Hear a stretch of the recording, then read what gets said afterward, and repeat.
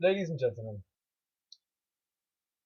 I'm going to give you a speech on a bizarre experience that I had recently when I sang a song of Michel Sardou at a conference in southern France.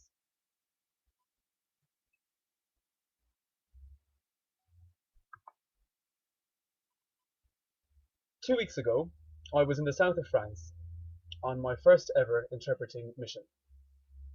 I was extremely excited and nervous as this was the first time, as I said, that I had ever been commissioned to interpret in real life. I was working with the association Babels that you may be familiar with. If you're not, I suggest that you familiarize yourself with them. They're a very noble organization who interpret at different events around the world. The first few days were nerve-wracking, to say the least. I had to interpret Ernst Lohoff and his colleagues from German as they spoke about Marxist capitalism. And I also had to interpret from French on Islamophobia and radicalization. As I said, I was nervous. In the end, the interpreting went better than expected, and I did not really need to worry as much as I did. I have to say that the interpreters themselves at the event were magnificent, and they really took me under their wing and made me feel at home. They were extremely empathetic, and they rid me of any nerves that I had. The atmosphere among the interpreters after the commissions was tremendous. Many of the interpreters were musicians, and as a musician myself, I felt as though I was able to really mingle quite easily with my fellow interpreters. On the fourth night of what was a week of interpreting at Longo Maï in the south of France, the interpreters and some of the guests were asked to participate in a scène ouverte, which is roughly translated an open mic. One of my colleagues sang a few songs, some of which he wrote himself, and they went down very well with the crowd. I sang 3 songs, none of which I wrote myself. One was a song by the Irish singer-songwriter Damien Rice called Coconut Skins, a song of unrequited love. The second song I sang was O Roche de Vahawalia Anishe Chachtan Tauri, which is an Irish traditional song in the Irish language. The third song that I sang was Molly Malone, which you may be familiar with. It's a very popular Irish folk song, which speaks about a young Irish fishmonger who lost her life at a very young age from scarlet fever.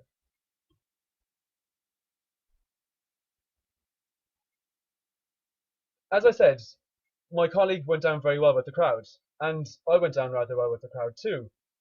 So much so that on the last night of the week's events, of the week of events, we were asked to once again take to the stage and participate in one of the concerts that was taking place, that was organized by the organizers of the event at Longo Maï.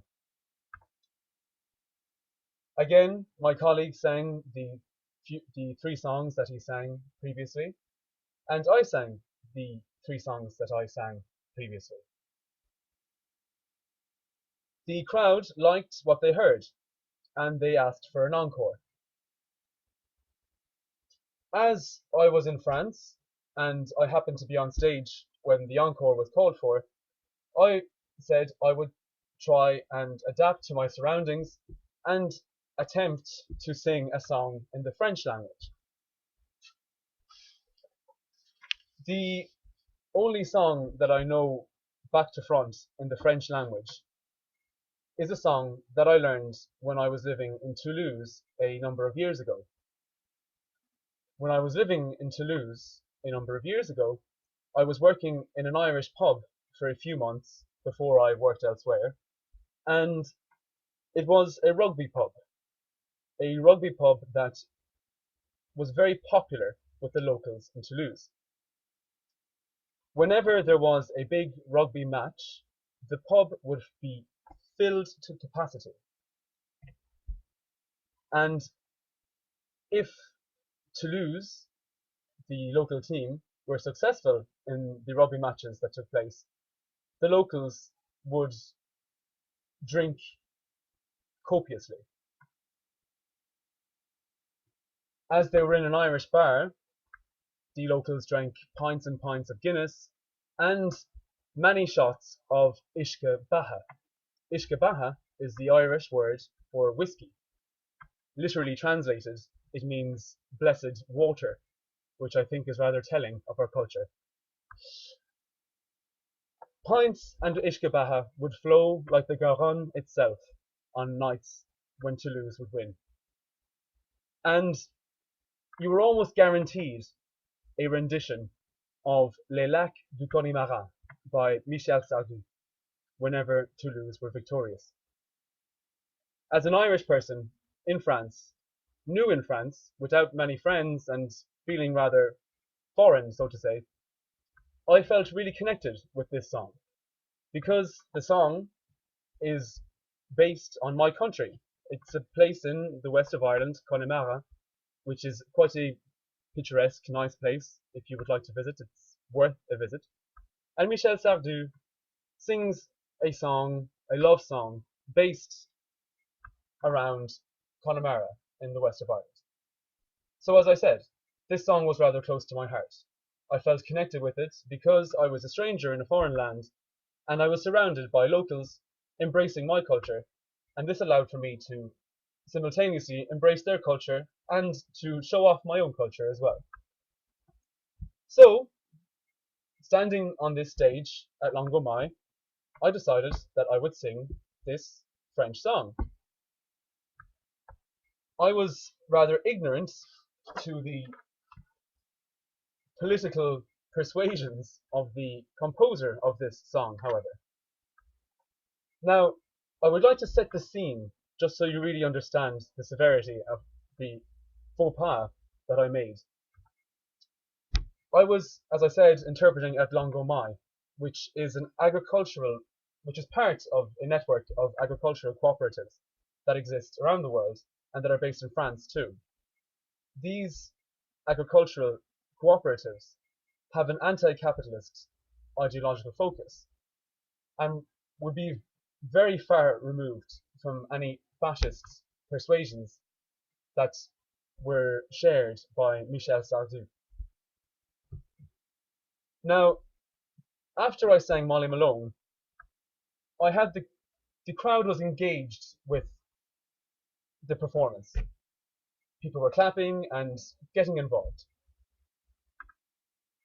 When I started to sing the first lines of Les Lacs du Connemara, I noticed that the atmosphere in the crowd changed very abruptly and very negatively. People stopped clapping. People started to stare rather menacingly towards me. And